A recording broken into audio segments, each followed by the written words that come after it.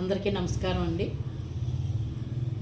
ఇదివరకు రోజుల్లోనండి నా చిన్నతనంలో అన్నదమ్ముల పిల్లలు, అక్క చెల్లెళ్ళ పిల్లలు ఉమ్మడి కుటుంబాలలాగా కుటుంబం ఉండేది.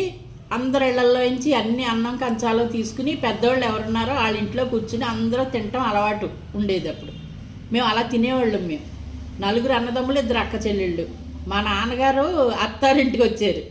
అందుకోసమని అందరూ ఒక చోట కూర్చుని తింటాం. అలాగా అన్నదమ్ముల ఇల్లు, మేనమామల ఇల్లు లైన్గా ఇలా చుట్టూ ఉండేవి.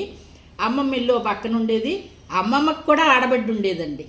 అమ్మమ్మ ఆడబిడ్డ కూడా చాలా అసలు మేనల్లుళ్ళు మేనత్తను ఎలా చూసేవారంటే తన తల్లిలాగా చూసుకునేవారు. మేనత్తను కూడా అలా చూసేవారు. అటువంటి బాండింగ్ ఉండేదండి.